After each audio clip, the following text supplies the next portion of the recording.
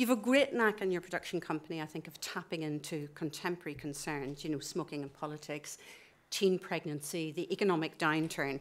But there's possibly none bigger than our relationship with technology and with each other. And I wondered what it was about the original novel, Chad Kultgen's novel, that resonated with you. And was there also an immediate, you know, cinematic potential to the novel? Did you see that from the get-go?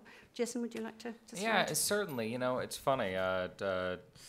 The heroes of my movies have always been, you know, the head lobbyist for big tobacco, or a pregnant teenage girl, or a guy who fires people for a living, or a woman who's trying to ruin someone else's marriage.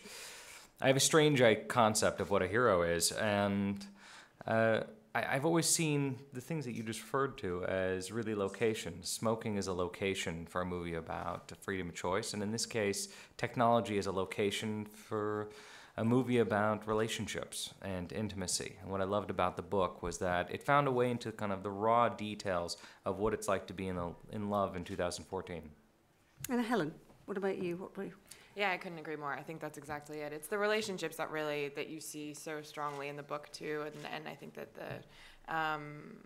the technology aspect is wonderful, and I think that, you know, Jason and the team did an amazing job of showing that on screen and everything like that. But it's the relationships that always got it.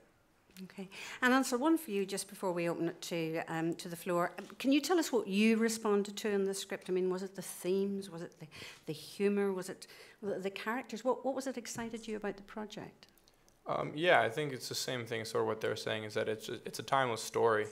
Really, it's a story about that covers a lot of things, but it is set in this such a current way. I don't think a story's been told, or a movie's been told in this with this like current lens yet, where like technology has changed the way that we interact with people, and it has changed the way that we have relationships, and it also has changed us.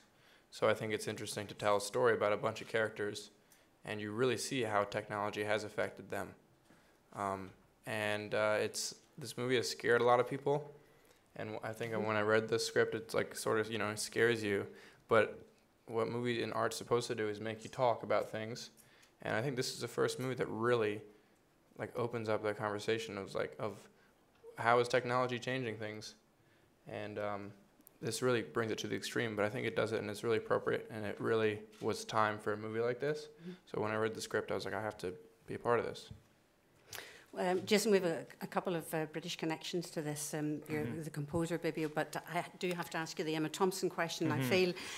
Why was her cut-class British accent the one you wanted? I mean, she sure has a way of delivering that porno language.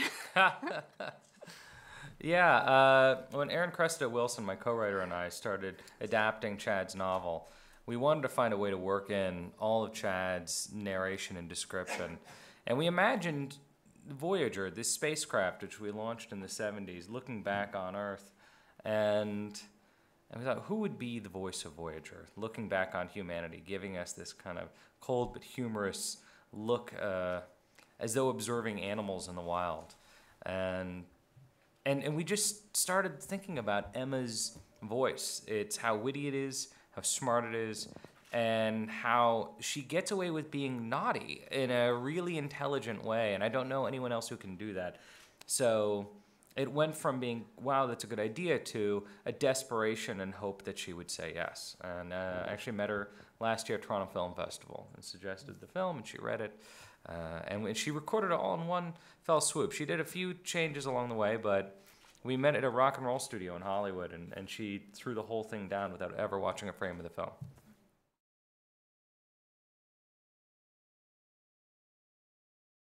It's funny because, you know, Juno was made in 2006 or 2007, and we had set it just a little bit earlier just so we could get away from cell phones. And yeah, it's been, 7 or 8 years, and we've gone from the hamburger phone to the iPhone. I mean, that's the transition from Juno to this film. And from touring high schools on Juno and seeing these buildings that were built in the 60s and 70s, and everything was made out of wood, and in trying to capture the feel of what high school was then, to now, where we were touring a school in Texas where there were no lockers because there are no books. And there were device days and non-device days. And there were classrooms where kids had earbuds in the middle of class. And I asked an administrator, what are they listening to? And he said, I don't know, maybe music?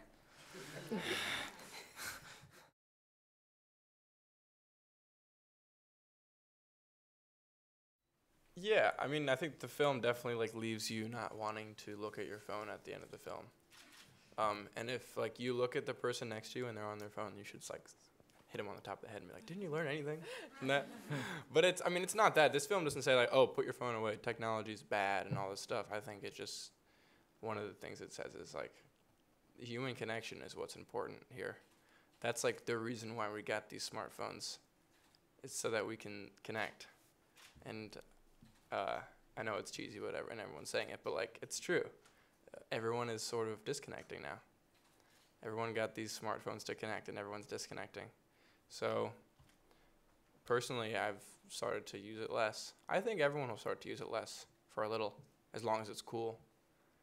Because now that like art and like this movie, and there's like a bunch of like, you know, social campaigns saying like, look up and don't use your phone all the time. Now it's going to be popular culture not to use your phone, so that's good. People are going to get off a little bit, and then there's going to be something new that comes out that's really cool again, and then people are going to be totally addicted to that. That's the way the world works. And Helen and Jason, have you moderated your use of technology since the movie? Oh, the day we stopped shooting, I actually drove back from Austin to LA and turned off my phone for 5 straight days, which was the hardest thing I have ever done. But it was a fun experiment, and I don't know if it was directly in response to this. It was also directly in response to a very busy fall, but it was interesting, and it was interesting to see in the context of all of this sort of how that affects how it sort of affected me and my head, and also how it affected everyone else that I was used to having me constantly available at every moment. So it was a fun little experiment that I probably won't try again. You, Jason?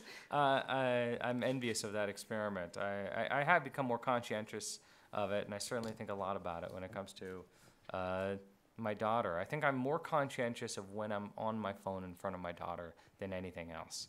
And there's something about it. For whatever reason, there's something in the back of my head. It's funny. I remember when I made Thank You for Smoking, there was a woman I knew who was in politics.